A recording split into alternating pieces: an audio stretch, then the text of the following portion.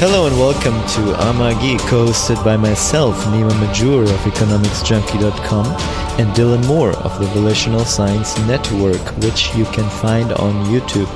We are here to tackle ideas, both ancient and modern, in an effort to bring you the tools needed to expand the power of your worldview, making you a more potent entity, professionally, politically, philosophically, or otherwise. We are graciously being hosted by the Think Liberty Network, which you can find at think-liberty.com. This is episode 30, Money Managers on MMT. And as the title suggests, we will be discussing some articles. Oh, sorry, by the way, Dylan can't join us today because, as we all know, he is volunteering to put out the fire at the Notre Dame. So I will be writing solo once again. And as I said, we're going to be reading from money managers and what they have to say about MMT, because that's kind of interesting, right? After all this theorizing about money theory, it's probably not a bad idea to look at what money managers who actually do things with money say about it.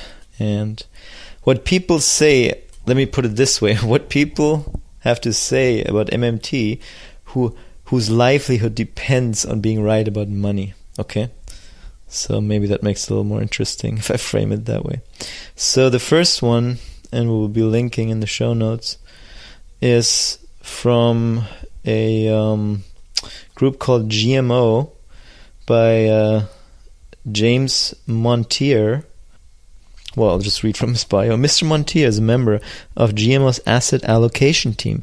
Prior to joining GMO in 2009, he was co-head of global strategy at Societe Generale.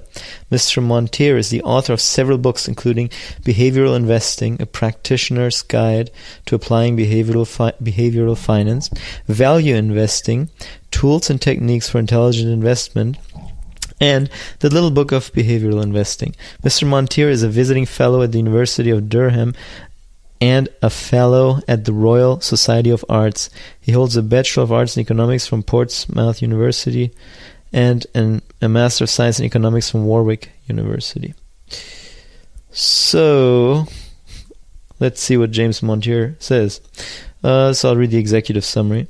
First, modern monetary theory seems to provoke a visceral reaction amongst the great and the good, such as Rogoff, Krugman, and Summers. However, when reading their criticism, I am often left with the impression that they haven't actually bothered reading anything on the subject of their critique. Rather, they seem to prefer to knock down strawmen based on massively caricatured paraphrasing, and by using name-calling and scary but empty stories to make their case. These are not the actions of people interested in open and honest debate, but are more reminiscent of the actions of mind guards in defense of groupthink. In my experience, MMT provides a much more accurate and insightful framework for understanding the economy and the precepts of neoclassical economics. So he's slamming the established experts in the field, which, in almost any field, the established experts are defenders of useful narratives and of contrived consensi. Is that the plural of consensus? Should be. So let's read on here. Given the outpouring of articles, not to mention tweets, etc., in the last few weeks, you would be hard-pressed not to have heard the term modern monetary theory, MMT, often accompanied by words like madness, nonsense, mess, garbage, and even voodoo. Such is the visceral reaction that MMT seems to produce amongst the mind guards of standard economics.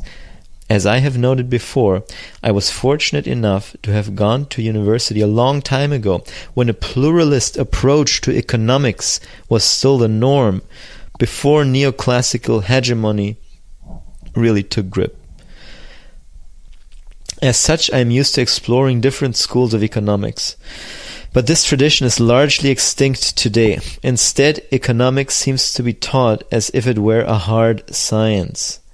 Ultimately, I have come to judge economic theories by their usefulness at framing and explaining the world, not their mathematical elegance. For me, an economic approach must help me understand the world and provide me with some useful insights, preferably about my day job, investing. On those measures, let me assure you that MMT thrashes neoclassical economics hands down. Many of the negative articles I've read about MMT use the tried and tested method of setting up a straw man purely for the purposes of knocking him down. By the way, I'm going to interject here. That's just the typical method of the secret elites and the secret government. When they don't like certain ideas and theories, they take care of them by using rhetoric and logical fallacies to screw with everyone's minds. And so the mind guards of neoliberalism are attacking MMT, and that's what he's talking about here. Anyway, many of the negative articles I've read about MMT use the tried and tested method of setting up a straw man purely for the purposes of knocking him down. So, to avoid confusion, I will lay out a simple and straightforward description of what MMT is, or at least what I believe the most important elements of MMT are. Number 1. Money is a creature of the state. Money is effectively an IOU. Anyone can issue money. The trouble is getting it accepted. The ability to impose taxes or other obligations make a country's money valuable. Number 2. Understanding the monetary environment is vital. The monetary regime under which a country operates matters. Any country that issues debt only in its own currency and has a floating currency can be thought of as being monetarily sovereign. This means it cannot be forced to default on its debts, i.e. the US, Japan, and the UK, but not the Eurozone or most emerging markets. Number 3. An operational description of the monetary system is critical. Understanding that loans create deposits, which in turn create reserves, aka endogenous money, is a much more realistic starting point than the mainstream view that deposits create loans. For example, knowing that government deficit spending creates reserves and drives down interest rates is vital to understanding Japan's bond market. And by the way, Japan's bond market, so what he's referring to is really low interest rates for really long-term bonds, which I've argued many times on this show also, is just, it goes to show you that the interest rate on bonds is 100% in the control of the authority that sets the risk-free interest rate, which in the case of Japan is the Bank of Japan, in the case of the US Federal Reserve, in the case of the Eurozone it's the European Central Bank. Number 4, functional finance, not sound finance. Fiscal policy is much more potent than monetary policy. Fiscal policy should be aimed at generating full employment while maintaining low inflation, rather than, say, achieving a balanced budget position. A job guarantee scheme is an example of a useful policy option to effect this outcome, acting like a buffer stock in a commodity market, in the eyes of MMT. And let me just read what he has a footnote on functional finance versus sound finance. Functional finance is an economic theory that states that government should finance itself to meet explicit goals, such as taming the business cycle, achieving full employment, ensuring growth and low inflation. Sound finance theory posits that fiscal policy should have a minimum range of operations and that budgets should be balanced over some period. Number 5. Limits are real resource and ecological limits. If any sector of the economy pushes it beyond the limits of capacity, then inflation will result. If a government spends too much or taxes too little, it can create inflation, but there's nothing unique about the government sector in this regard. These are the limits that matter. People, machines, factories, not financing constraints. Number 6, private debt matters. Even in a monetarily sovereign state, private debt matters. The private sector cannot print money to repay its debts. As such, it has the potential to create a systemic vulnerability. Think Minsky's financial instability hypothesis. Stability begets instability. And we've covered Minsky's financial instability hypothesis in our series on Minsky Matters on this podcast. Go check it out if you haven't. Private debt is important, and that's why I have said that for the past couple of years I've been saying I don't think that there's a big bubble or a big crash ahead, because debt to income ratios are pretty low and are still much lower than when they were in 2008. And I think right now it's something like 220% debt to income, and in 2008 it was something like 300% debt to income, and that's of course private sector debt I'm referring to here. So what I'm saying is that currently the private sector doesn't look very leveraged, so the growth could be sustainable that we've been seeing, permitting of course a fiscal policy that doesn't start trying to balance budgets, etc. Number 7, macro accounting, godly style, keeps us honest. One sector's debt is another's asset, so the government's debt is the private sector's asset. Understanding how one sector relates to another using a sectoral balance framework is very helpful, as is understanding the Kalecki profits equation, or the way reserves work in a financial system. Accounting isn't glamorous, and identities shouldn't be taken as behaviors, but they can help us spot unsustainable situations. So let me just explain here what he's saying. The sectoral balance equation is, of course, just a reflection of any monetary economy, and it says that any monetary economy, that is basically all the entities that trade in a particular currency.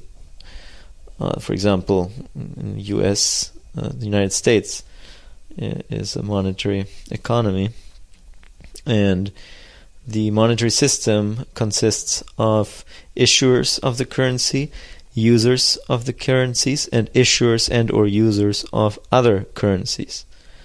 And so the issuer of the currency is the government, the user of the currency is the domestic private sector, and the issuer and or user of other currencies, the foreign sector. And these sectors always are in balance, basically. If the government sector goes in debt, or the government sector, actually, if the government sector deficit spends, then that means that the domestic private sector has a surplus, all else being equal.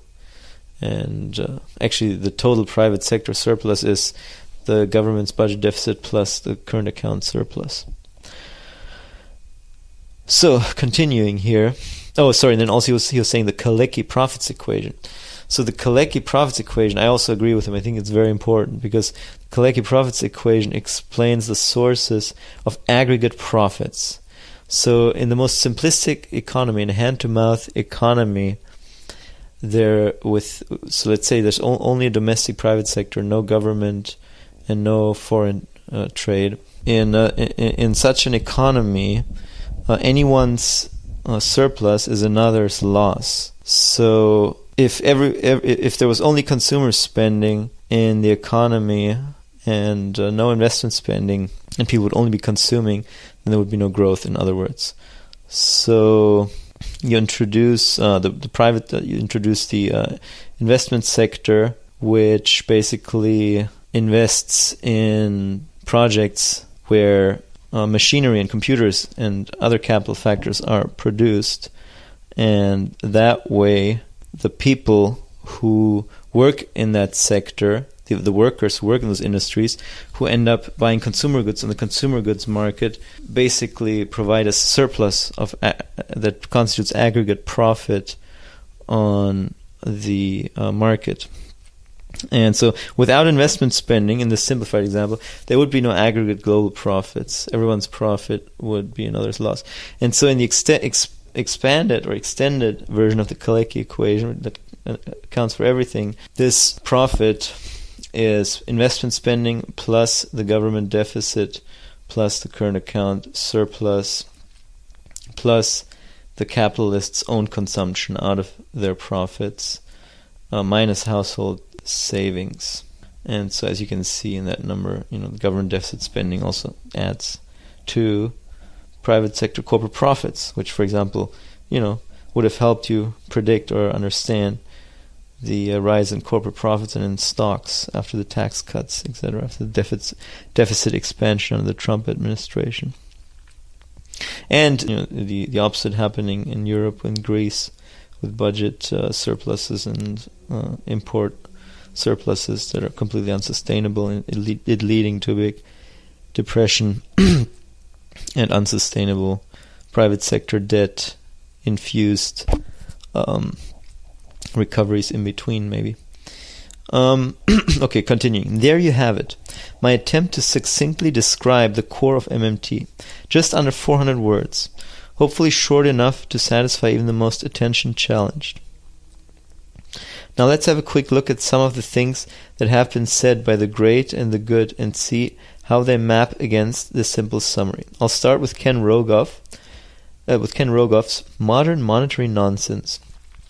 This piece has very little to do with MMT at all, as far as I can tell. His most serious point seems to be: the US is lucky that it can issue debt in dollars, but the printing press is not a panacea.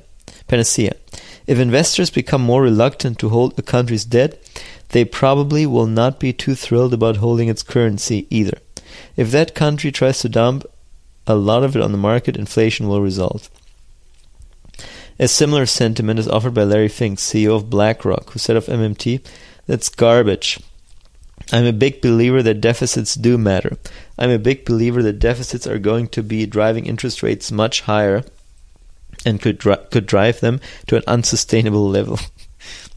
Well, how's that turned out so far, Mr. Fink? Anyway, Paul Krugman has adopted the same stance. And this is Paul Krugman writing. Stephanie Kelton seems to claim that expansionary fiscal policy that pushes the IS curve out, will lead to lower, not higher interest rates. Why? By the way, that's Krugman thinking in the IS-LMDB model, which is, MMTers don't really care too much for that. Let's just put it that way. It seems as if she's saying that deficits necessarily lead to an increase in the monetary base, that expansionary fiscal policy is automatically expansionary monetary policy. But that is so obviously untrue. Think of the loose fiscal tight money combination in the 1980s. That I hope she means something different. Yet I can't figure out what the different thing might be. Okay, that was Krugman. And there's a footnote. Let me just see if it's relevant. No, it's just a link to the article. Okay, reading on.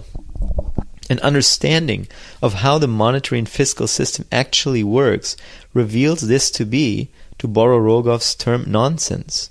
In fact, when a government spends, it simply tells the central bank to credit the government's account with funds created by keystrokes. Similarly, when a government taxes, these funds eventually end up as a credit to the government in its central bank account. Ergo, when a government runs a fiscal deficit, it creates more money than it receives, by definition. This money is then used to purchase goods and services, so the central bank transfers money from the government's account to the reserve account of the bank with the sellers of goods and services. Account of the bank with which the sellers of goods and services happen to hold their accounts. This creates excess reserves at the bank. No bank willingly sits on excess reserves, and so money is lent out in the interbank market. This has the effect of lowering the interest rate towards zero, or the level that the central bank pays on reserves. Bonds are issued to mop up these reserves and help the central bank hit its target. Because the Fed pays interest on reserves, there's actually no need to issue bonds to help achieve this target at all these days, albeit this a new stage of affairs, given the Fed has only paid interest on reserves since 2008. And I think I've pretty much been saying the exact same thing that this guy here is saying, almost, I think. Just that,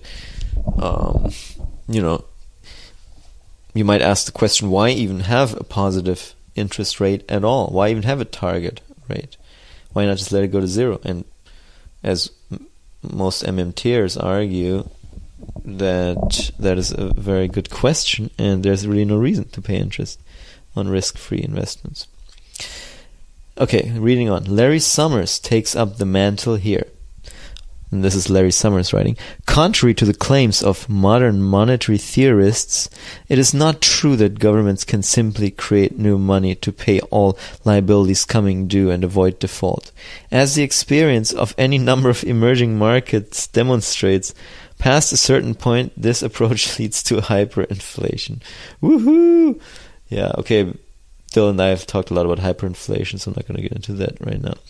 Frankly, Summers makes some embarrassing errors in his analysis, and one might reasonably conclude that he hasn't actually bothered to read anything that MMT economists have actually written. The first half of his statement is just flat out wrong for a monetarily sovereign nation such as the US. The second half tries to use nations that don't fit the criteria as a scarce story for those that do. As noted above, most emerging market countries are not monetarily sovereign. They generally issue debt in multiple currencies and often have fixed exchange rate regimes, thus violating the conditions outlined above. These markets therefore offer no evidence of any relevance to the US hyperinflations, which I've addressed previously at length, are generally characterized by three traits: large supply shock, big debts in a foreign currency, and destructive conflict. The really odd thing is that Summers once knew all this. Back in 2014, he noted, "We have a currency we print ourselves, and that fundamentally changes the nature of the macroeconomic dynamics in our country, and all analogies between the United States and Greece are, in my judgment, deeply confused." Sadly, the behavior of the great and the good is far from exemplary in terms of economic debate. Terms like mess, foolish, fringe, nonsense, and voodoo, alongside fear-mongering mentions of hyperinflations, may make for an exciting story, but they do little to advance the debate.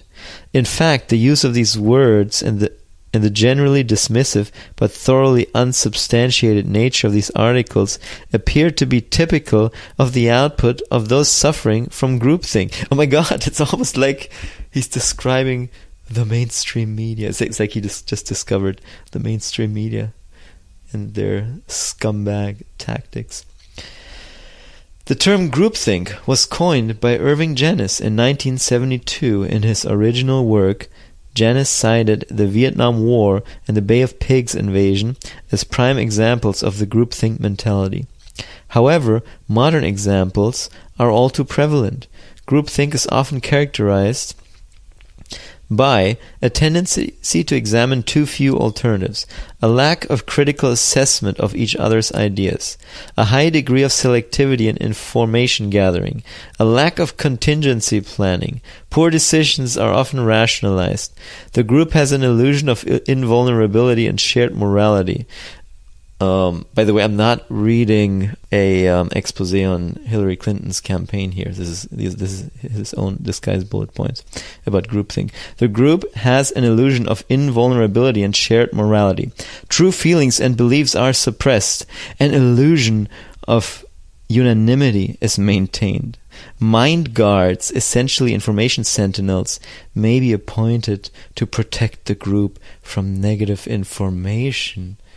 Well, isn't that just a mirror image of society right now? Anyway, the failure in some cases to even bother to read, let alone understand the elements of MMT, coupled with name-calling, suggests that the great and the good are acting more like mind guards, defending a broken orthodoxy, rather than academics evaluating an idea on its merits. A truly sad state of affairs. And where he says mind guards, I call them the high priests of science. I think the modern day establishment science is today's religion, and every branch of it has their hacks and their damage control experts who defend useful narratives. That's their job. And I think that's in part what James Montier here is decrying. I guess we would have time for the next one, but the next one is so long that I think it would take me way too long.